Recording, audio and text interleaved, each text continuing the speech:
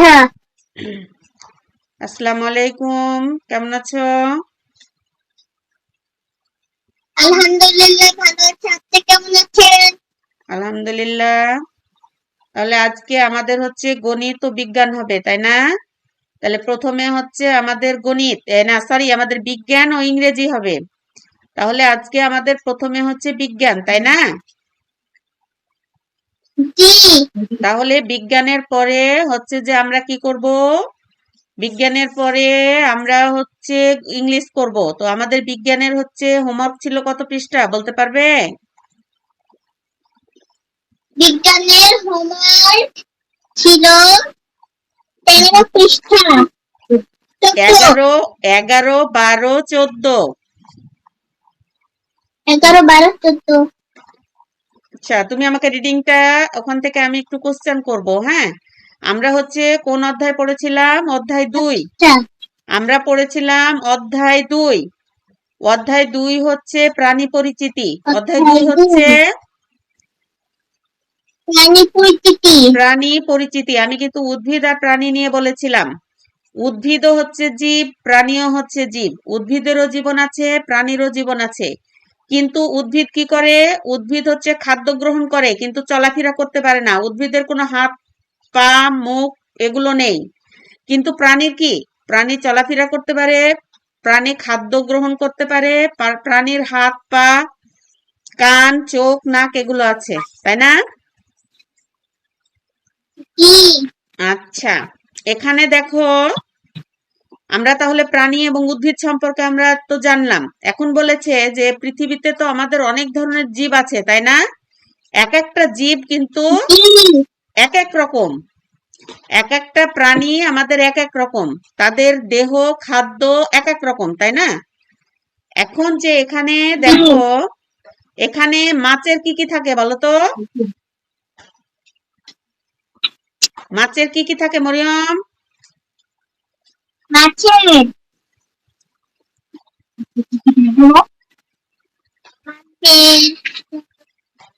মাছের কি কি থাকে? মাছের চোখ, মুখ, পাখনা, কান, আইস ও লেজ। কলিকা থাকে। হ্যাঁ, ওকে। আর পাখির কি কি থাকে বলো তো? পাখির পাখির চোখ, চোখ, ঠোঁট, ঠোঁট, কান, পাখির চোখ, ঠোঁট, কান, পাখনা, ডানা, লেজ, পালক, লেজ, পালক ও হ্যাঁ এগুলো। আর লেজ। কুমিরের কি থাকে? আমরা তো কুমির চিনি, তাই না? কুমির কোথায় থাকে? কুমির কোথায় থাকে বলো তো? কোথায় থাকে? কুমির হচ্ছে পানিতেও থাকে, আবার হচ্ছে ডাঙাতেও থাকে। ডাঙা মানে হচ্ছে শুকনো জায়গাতেও থাকে, ঠিক আছে? এখন কুমিরের কি কি থাকে? কুমিরের মুখ আছে, দেখো মুখের মধ্যে দাঁত আছে, তাই না? হাত আছে, পা আছে, লেজ আছে। কুমিরের আবার হচ্ছে তার হচ্ছে আইসও আছে কিন্তু। তারপরে আমরা জি। ব্যাংটা তো আমরা সবাই চিনি, তাই না? জি। ব্যাং কিভাবে চলে? ব্যাং কি দৌড়িয়ে দৌড়িয়ে চলে না লাফিয়ে লাফিয়ে চলে? ব্যাং কিভাবে চলে? লাফিয়ে লাফিয়ে। ব্যাং কিভাবে ডাকে জানো?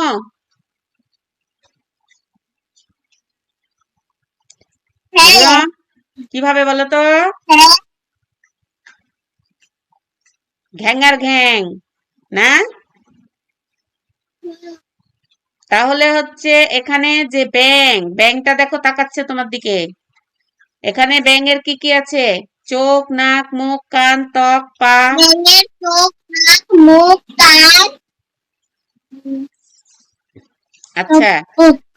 এখানে তাহলে আমাদের হচ্ছে ব্যাঙও কিন্তু হচ্ছে সে পানিতেও থাকে, আবার হচ্ছে ডাঙাতেও থাকে। তাহলে আমাদের কুমিরও হচ্ছে উভচর প্রাণী হবে, আবার ব্যাঙও হচ্ছে আমাদের উভচর প্রাণী, মানে উভয় জায়গায় থাকে, ঠিক আছে? হুম। এখানে দেখো বাঘ। বাঘ, বাঘের কি কি আছে? বাঘের নাক, কান, মুখ, কান, লোম, পশম, লেজ এগুলো আছে, তাই না? এখানে দেখো জি। বাঘটা হচ্ছে, বাঘ কি খায় বলো তো? বাঘ মাংস খায়। হ্যাঁ, কাদের মাংস খায়? সব কি? হরিণের মাংস খায়, মহিষের মাংস ডিমের খায়, যত সব ধরনের প্রাণীর মাংস খায়, ছোট ছোট প্রাণী ওগুলোর মাংস খায়। আচ্ছা, এখানে আমি পড়তে দিয়েছিলাম যে কানের কাজ কি বলো? হ্যাঁ কান কান দিয়ে প্রাণী কি করে? কান দিয়ে প্রাণী শোনে আর কি করে?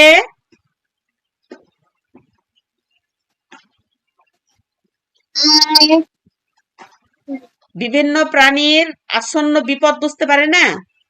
কানের জি মাধ্যমে আসন্ন বিপদ বুঝতে পারে। তাহলে কান, এটা হচ্ছে কানের কাজ। আর চোখের কাজ কি বলো?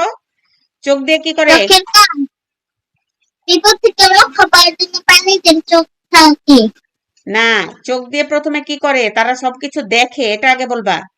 চোখ দিয়ে দেখে, তারপরে খাবার সংগ্রহ করার জন্য তারা চোখ কি করে? খাবার সংগ্রহ করার জন্য চোখ দিয়ে খাবার খোঁজে না?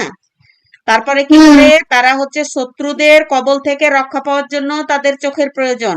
তার কারণ চোখ থাকলে না বুঝতে পারবে যে কোন প্রাণী তাকে আক্রমণ করতে আসছে, তাই না? জি তারপরে তোমার শ্বাসের কথা বলা হয়েছে। তারা হচ্ছে নাক দিয়ে কি নেয় বলো তো? নাক দিয়ে নিঃশ্বাস নেয় হ্যাঁ, নিঃশ্বাস, এটাকে আমরা বলবো শ্বাস। শ্বাস মানেই নিঃশ্বাস, ঠিক আছে? আর আরেকটা কি করে? ঘ্রাণ নেয়। ঘ্রাণ মানে কি? গন্ধ হ্যাঁ। খাদ্য ও পানীয় গ্রহণ, বেঁচে থাকার জন্য প্রাণীর কি কি প্রয়োজন বলো তো? বেঁচে থাকার জন্য প্রাণীর কি কি? খাদ্য ও পানি প্রয়োজন। এই যে এগুলো আমি কিন্তু পড়তে দিয়েছিলাম, মরিয়াম পড়নি? 2-3 বার করে পড়বা এগুলো। বেঁচে থাকার জন্য আচ্ছা প্রাণীর খাদ্য ও পানির প্রয়োজন হয়, এবং বলেছে খাদ্য ও পানি গ্রহণের জন্য প্রাণী সাধারণত কি ব্যবহার করে বলতো? মুখ হ্যাঁ, এবার চলাচলের কথা বলেছে। যে প্রাণীরা কেন চলাচল করে? তারা তো খাদ্য গ্রহণ করার জন্যই, খাবারের সন্ধানে তারা এক জায়গা থেকে আরেক জায়গায় যায়, তাই না? জি এছাড়াও বিভিন্ন প্রয়োজনে প্রাণীকে এক জায়গা থেকে অন্য জায়গায় যেতে হয়। বিভিন্ন উপায়ে প্রাণী চলাচল করে থাকে, বিভিন্ন অঙ্গের মাধ্যমে চলাচল করে থাকে, তাই না? যেমন বলেছে জি কিছু প্রাণী কি করে? কিছু প্রাণী হাঁটে, হেঁটে হেঁটে চলে আস্তে আস্তে। কোন প্রাণী আবার কি করে? দৌড়ায়। সাপ দৌড়ায় যেমন, সাপ কিন্তু দেখো দৌড়ায়, শুধু এইভাবে এইভাবে দৌড়ায়, তাই না? আবার দেখো জি হচ্ছে যে লাফ দিয়েও যায়। কোন কোন প্রাণী আবার দেখবে যে ও লাফিয়ে লাফিয়ে চলে। ও হেঁটেও যেতে পারে না, দৌড়িয়েও যেতে পারে না। এর জন্য কি করে? তারা পা ব্যবহার করে, তাই না? জি আর পাখিরা উড়ার জন্য কি ব্যবহার করে? পাখিরা, পাখিরা তাদের ডানা ব্যবহার করে হ্যাঁ, তাদের 2টা ডানা আছে। ডানা দিয়ে তারা কি করে? এভাবে দেখবা যে ডানা দিয়ে তারা উড়ে। আর মাছ কি করে? মাছ সাঁতার কাটার জন্য কি ব্যবহার করে? এগুলো কিন্তু শূন্য স্থানে আসবে। যে তাদের পাখিরা পাখনা ব্যবহার করে পাখিরা ড্যাশ ব্যবহার করে উড়ে, এরকম একটা শূন্যস্থান দিয়ে দিবে। পাখিরা ড্যাশ দিয়ে দিবে, ব্যবহার করে উড়ে, তাহলে ফাঁকা জায়গায় কি বসবে? ডানা। ডানা আবার যেমন দেখো পানিতে সাঁতার কাটার জন্য মাছ ব্যবহার করে। পানিতে সাঁতার কাটার জন্য মাছ দিয়ে, এই যে এই ড্যাশ, এটা ড্যাশ দিয়ে যে ব্যবহার করে, তাহলে এখানে কি হবে? পানিতে সাঁতার কাটার জন্য মাছ কি ব্যবহার করে? পাখনা। পাখনা পাখনা বলতে আমরা পাখনা তো চিনি, তাই না? জি পাখনা হচ্ছে, এই যে দেখো মাছের, এই যে এগুলোকে পাখনা বলে। এই যে এগুলো, এই যে এটা, এই যে এটা, এই যে এটা, এই যে এটা, বুঝতে পেরেছো? জি আচ্ছা, আজকে তাহলে আমরা হচ্ছে এখানে হচ্ছে কত পেজ? আচ্ছা, 16 পেজে দেখো পৃথিবীতে বিদ্যমান, আমি পড়ছি আমার সাথে সাথে দেখো মরিয়ম। পৃথিবীতে বিদ্যমান প্রাণীদের বিভিন্ন বৈশিষ্ট্যর আলোকে শ্রেণীভাগ করা হয়। হাড়ের উপস্থিতির বিবেচনায় 2 ধরনের প্রাণী আছে, যেমন হচ্ছে হাড় বিশিষ্ট প্রাণী আর হাড়বিহীন প্রাণী। এটা কিন্তু কালকে আমি আলোচনা করেছিলাম যে পৃথিবীতে প্রাণীদের মধ্যে প্রাণীদেরকে 2 ভাগে ভাগ করা হয়েছিল। একটা হচ্ছে হাড় বিশিষ্ট। হাড় বিশিষ্ট কাকে বলে? যাদের হাড় আছে তাদেরকে হাড় বিশিষ্ট বলে। আর হাড়বিহীন কোনটাকে বলে? যাদের হচ্ছে হাড় নেই তাদেরকে হচ্ছে হাড়বিহীন বলে। বুঝতে পেরেছো? জি। এখন বলেছে মেরুদণ্ডের উপস্থিতির, যে মেরুদণ্ডের উপস্থিতির উপর ভিত্তি করে প্রাণীদেরকে আবার হচ্ছে দুই ভাগে ভাগ করা হয়েছে। একটা হচ্ছে মেরুদণ্ড প্রাণী আর আরেকটা হচ্ছে অমেরুদণ্ড প্রাণী। বুঝতে পেরেছো? জি। তাহলে মেরুদণ্ড প্রাণী কোনগুলোকে বলে? এই যে আমরা এটা দেখবো যে মেরুদণ্ড প্রাণী, প্রাণীর পিঠের দিকে, এই যে দেখো এটা যেমন এই যে মানুষের একটা ছবি দিয়ে দেখো, পিঠের দিকে এই যে মোটা যে হাড্ডিটা দেখছো না, এটাকে আমরা মেরুদণ্ড বলি। এখন বলেছে প্রাণীদের পিঠের দিকে ছোট ছোট একসারি হাড় নিয়ে তৈরি হয় মেরুদণ্ড। তাহলে মেরুদণ্ড তৈরি হয় কিভাবে? এই যে এখানে দেখো লেখা আছে, সুন্দর করে লেখা আছে যে মানুষের পিঠের দিকে ছোট ছোট একসারি হাড় নিয়ে তৈরি হয় মেরুদণ্ড। মেরুদণ্ড প্রাণীর দেহকে দৃঢ় করে। দৃঢ় মানে কি? শক্ত করে। মেরুদণ্ড প্রাণীর দেহকে কি করে? দৃঢ় করে। তাহলে যেসব প্রাণীর মেরুদণ্ড আছে সেগুলোকে মেরুদণ্ড প্রাণী বলে। এখান থেকে কয়টা প্রশ্ন হলো? তারপরে এ ধরনের প্রাণীদের দেহের অভ্যন্তরীণ কঙ্কাল কাঠামোতে মেরুদণ্ড থাকে। বাঘ, সাপ, ব্যাঙ, মানুষ মেরুদণ্ড প্রাণীর কিছু উদাহরণ। আচ্ছা, এই মেরুদণ্ড প্রাণী থেকে তাহলে কয়টা প্রশ্ন হচ্ছে? একটা প্রশ্ন হচ্ছে প্রাণীদেরকে দুই ভাগে ভাগ করা হয়েছে। মরিয়ম শোনো, জ্ঞানের কথা শোনো। হ্যাঁ, একটা কি? একটা মেরুদণ্ড প্রাণী আর আরেকটা হচ্ছে কি? অমেরুদণ্ড প্রাণী।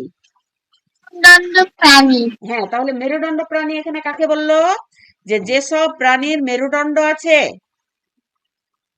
বলো, যেসব প্রাণীর মেরুদণ্ড আছে তাকে মেরুদণ্ড প্রাণী বলে। মেরুদণ্ড প্রাণী বলে। যেমন ব্যাঙ, যেমন সাপ, বাঘ, মানুষ। হয়েছে? এখান থেকে কিন্তু একটা প্রশ্ন হয়ে গেল। তারপরে এখানে যদি একটা শূন্যস্থান দেয়, মেরুদণ্ড প্রাণীর দেহকে করে, মেরুদণ্ড প্রাণীর দেহকে কি করে? কি করে? দৃঢ় করে। দৃঢ় মানে শক্ত করে। এখন আমরা হচ্ছে মেরুদণ্ড সম্পর্কে জানলাম, এখন হচ্ছে আমরা অমেরুদণ্ড সম্পর্কে বলবো, অমেরুদণ্ড প্রাণী সম্পর্কে বলবো। তাহলে অমেরুদণ্ড প্রাণী, কিছু কিছু প্রাণীর মেরুদণ্ড থাকে না। এই যে দেখো, কিছু কিছু প্রাণীর মেরুদণ্ড থাকে না। হ্যাঁ, যেসব প্রাণীর মেরুদণ্ড নেই সেগুলোকে অমেরুদণ্ড প্রাণী বলে। তাহলে সেগুলোকে অমেরুদণ্ড বলে, অমেরুদণ্ডী প্রাণী বলে। হয়েছে? হ্যাঁ, তাহলে এখানে দেখো, এখানে তাহলে আমরা যদি মেরুদণ্ড প্রাণী কাকে বলে আর অমেরুদণ্ডী প্রাণী কাকে বলে আমরা কিন্তু পেয়ে গেলাম। যে যেসব প্রাণীর মেরুদণ্ড আছে তাকে অমেরুদণ্ডী প্রাণী বলে, আর এখানে বলেছে যেসব প্রাণীর মেরুদণ্ড নেই তাকে অমেরুদণ্ডী প্রাণী বলে। তাহলে যদি আমাকে উদাহরণ দিতে বলে যে অমেরুদণ্ডী প্রাণীর উদাহরণ দাও, 5টি নাম লিখো বা উদাহরণ দাও, তাহলে আমরা কি বলবো? কেঁচো। এই যে দেখো, কেঁচো, এই যে চিংড়ি মাছ, এই যে প্রজাপতি, এই যে শামুক, এগুলোর কিন্তু মেরুদণ্ড নেই, এগুলোর হাড্ডি নেই। তাহলে প্রশ্ন যদি তোমাকে এভাবে বলে যে মেরুদণ্ড কাকে বা মেরুদণ্ডী প্রাণী কাকে বলে, তাহলে যেসব প্রাণীর মেরুদণ্ড আছে তাকে মেরুদণ্ডী প্রাণী বলে। যেমন যদি বলে উদাহরণ দাও, তখন আমরা যেমন দিয়ে কি লিখবো? বাঘ, সাপ, ব্যাঙ, মানুষ। আবার তোমাকে এরকমও বলতে পারে যে 5টি মেরুদণ্ডী প্রাণীর নাম লিখো, তখন তুমি লিখে দিতে পারবা যে 5টি মেরুদণ্ডী প্রাণীর নাম হলো বাঘ, সাপ, ব্যাঙ, মানুষ, সিংহ। ঠিক আছে? হ্যাঁ, 5টা লিখে দিবা। তারপরে অমেরুদণ্ড প্রাণীটাও সেম। এখানে যদি বলে, আমি কিন্তু কালকে প্রশ্নগুলো তোমাদেরকে আগামী ক্লাসে কিন্তু আমি লিখতে দিব যে অমেরুদণ্ডী প্রাণী কাকে বলে। যেসব প্রাণীর মেরুদণ্ড নেই তাকে অমেরুদণ্ডী প্রাণী বলে। যদি বলে হ্যাঁ, যেমন যদি বলে উদাহরণ দাও, উদাহরণ দিলে বলো তো কি কি বলবে? উদাহরণ দিলে হ্যাঁ, বলো। কেঁচো, শামুক, কেঁচো, শামুক, প্রজাপতি কেঁচো, শামুক, প্রজাপতি, চিংড়ি, ইত্যাদি। ব্যাঙ, ব্যাঙ কেন? ব্যাঙ তো হচ্ছে ওদিকে মেরুদণ্ডতে চলে গেল না, এগুলো ওর তো হাড্ডি আছে। তাহলে তুমি এখানে কয়েকটা বলে দিবা যে কেঁচো, শামুক, চিংড়ি মাছ, প্রজাপতি। আর যদি বলে যে 5টি অমেরুদণ্ড প্রাণীর নাম লিখো, তখন তুমি দিয়ে দিবা শামুক, কাঁকড়া, চিংড়ি, প্রজাপতি, অক্টোপাস, কেঁচো। ঠিক আছে, 5টি গুনে গুনে লিখে দিবা। এখান থেকে কিন্তু অলরেডি 2-3টা প্রশ্ন হয়ে গেছে। আমি হচ্ছে এখান থেকে কালকে তোমাকে প্রশ্নগুলা করব, হোমওয়ার্ক হিসাবে তোমাকে এখন আমি পড়া দিব। আজকে হচ্ছে এই যে দেখো কত number page, 18 number page. 18 number পেজে এখানে বলেছে দেখো যে বৈশিষ্ট্যের ভিত্তিতে মেরুদণ্ড প্রাণীদের বিভিন্ন দলে বা শ্রেণীতে ভাগ করা যায়। এই মেরুদণ্ডের ভিত্তিতে আবার এগুলোকে হচ্ছে ভাগ করেছে। মেরুদণ্ড প্রাণী সম্পর্কে কিছু জানি। বিভিন্ন বৈশিষ্ট্যের ভিত্তিতে মেরুদণ্ড প্রাণীদেরকে 5টি দলে ভাগ করা হয়েছে। তাহলে কয়টি দলে ভাগ করা হয়েছে? মেরুদণ্ড প্রাণীকে কয়টি দলে ভাগ করা হয়েছে? হ্যাঁ, কি কি? কি কি দেখো, যেমন মাছ, উভচর,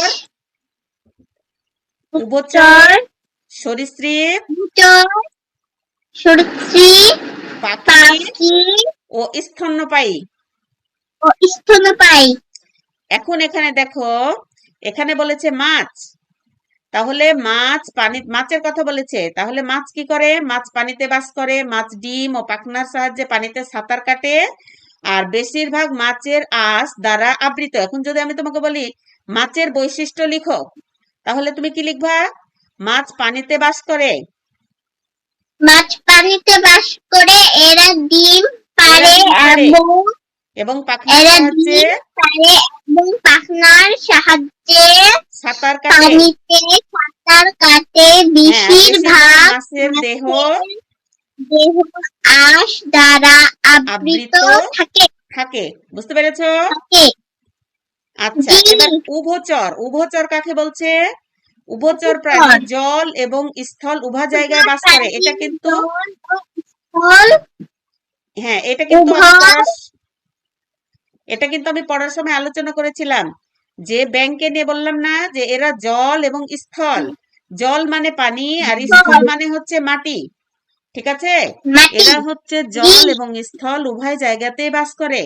এরা কি করে? আমি যদি বলি যে ব্যাঙের হচ্ছে 3টি বৈশিষ্ট্য লিখো বা উভচর প্রাণীর 3টি বৈশিষ্ট্য লিখো, তখন তুমি কি লিখবা? উভচর প্রাণী জল এবং স্থল উভয় জায়গাতে বাস করে।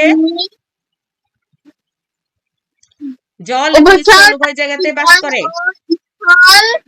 উভয় জায়গায় বাস করে।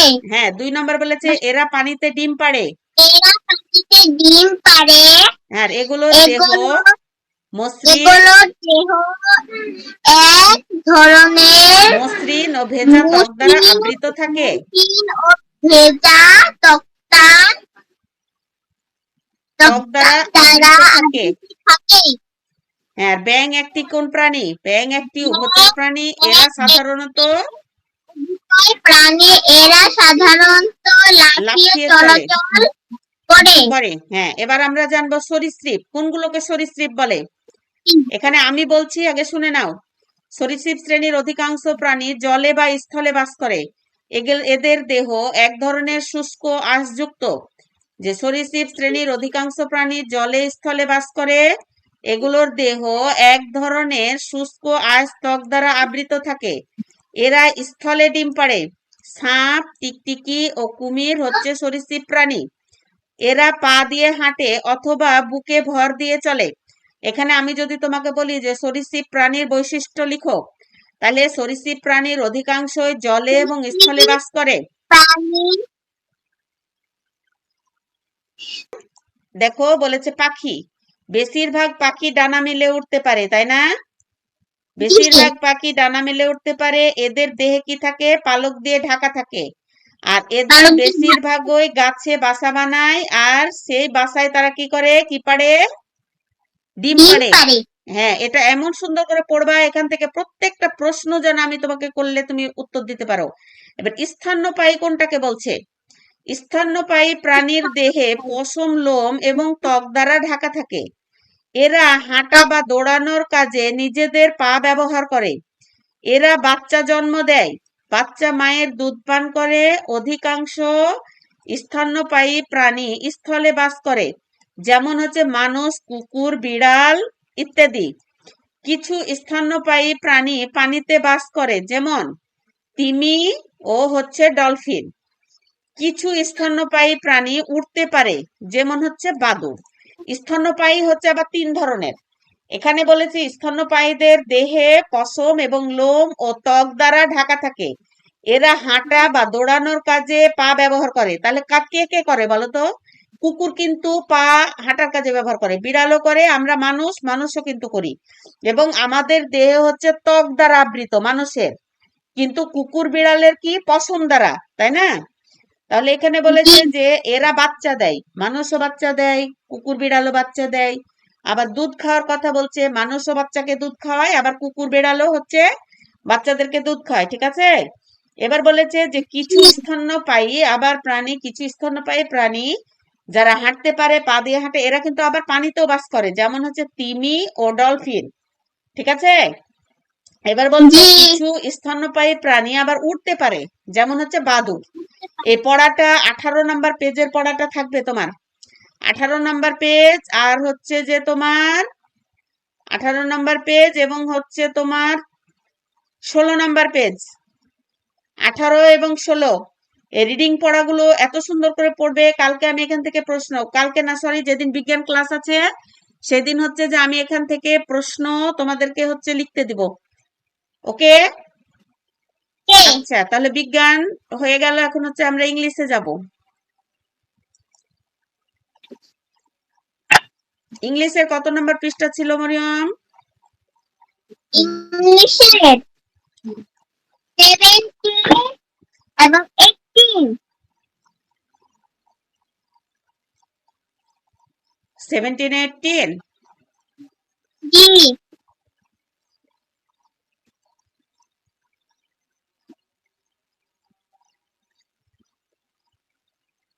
এই যে এটা ছিল, তাই না? লাইলা এবং হ্যালো সাগর, তাই তো? জি, এটাও ছিল। ওকে, এগুলো তো পড়তে আমাদের কোনো সমস্যা নেই, সমস্যা হয়েছে? না। ওকে, তাহলে আমরা দেখো এখানে বলেছে ইউনিট 1-এরই আরেকটা ইয়ে আছে, যেটা হচ্ছে 19 পেজে। 19 পেজে আমরা এখানে কাউন্টিং হচ্ছে, আমাদের হচ্ছে বানান বানান লেখার কথা মানে আছে। Write the number in word. এখানে দেখো 11, 12, 13, 14, এখানে 20 পর্যন্ত বানান আছে। এগুলোকে আমরা লিখতে পারি মরিয়ম? জি। 11 মানে কত বলো তো? 11 মানে ইংলিশে 11। হ্যাঁ। 12, 12 মানে 12। 13, 13। 16, 16 মানে 16। তারপরে 19, 19। তারপরে যদি হচ্ছে আমি তোমাকে বলি 20, 20 মানে কত? 20 মানে 20। ওকে, মরিয়মকে আমাকে একটু লিখে দেখাতে পারবে? পারবো। এখনই একবার আমাকে পড়ে নিতে। আচ্ছা, একবার পড়ে নিয়ে আমাকে 5 মিনিটের মধ্যে তুমি আমাকে একটু লিখে দেখাও। বানান কি মরিয়ম?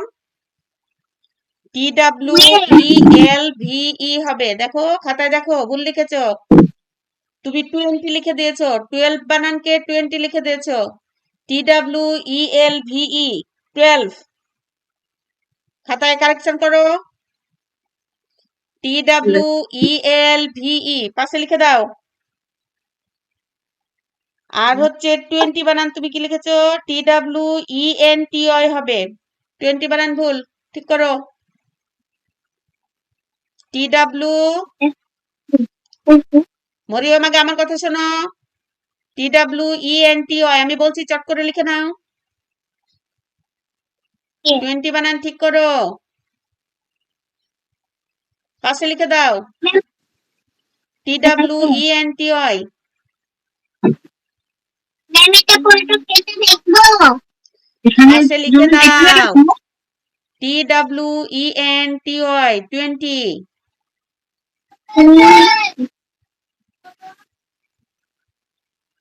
আর হচ্ছে 12 বানান ঠিক করো।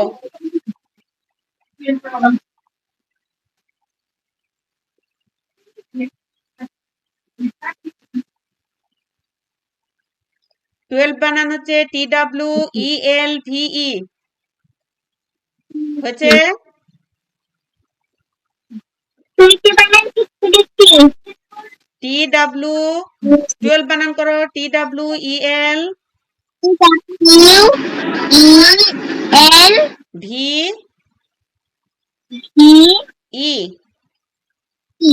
12 হয়েছে? জি।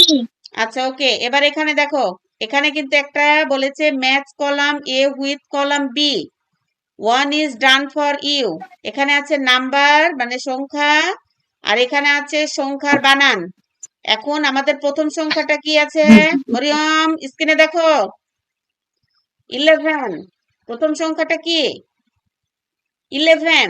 এখন আমাদের 11 বানানটা কোথায় আছে? এই যে ELEVEN, 11, এটার সঙ্গে মিল করেছে। এখন যদি তারপরে আছে 12, তাহলে 12 বানান এখানে কোথায় আছে আমরা খুঁজে দেখবো। এই যে 12 বানান হচ্ছে এই যে TWELV, তাহলে কোনটার সঙ্গে মিল হবে? TWELVE, এই যে 12 হয়েছে। তারপরে আছে এই সংখ্যাটা কত? এই সংখ্যাটা কত বলো? 15। তাহলে 15 বানান কোথায় আছে? FIFTEN, 15। তুমি স্ক্রিনের দিকে দেখছো মরিয়ম? স্ক্রিন দেখো আমি কিভাবে মিল করছি। তারপরে হচ্ছে 18। হ্যাঁ, স্ক্রিন দেখা যাচ্ছে না? না।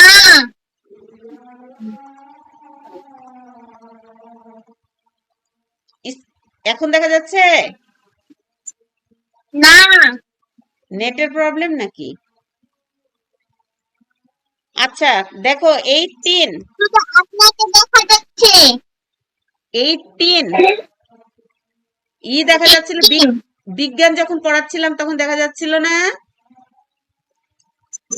এখানে হচ্ছে 18 বানানটা কোথায় আছে? এই যে উপরে EIGHT ডবল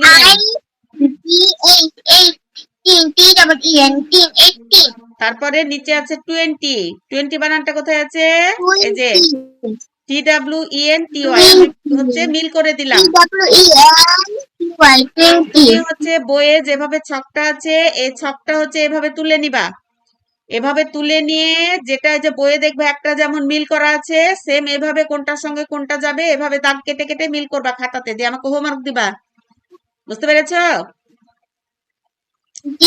আরেকটা বলেছে 2 নম্বরটা দেখো। বইয়ে না, খাতাতে। আচ্ছা। আচ্ছা মরিয়ম, আরেকটা বুঝে নাও। Write the number in word.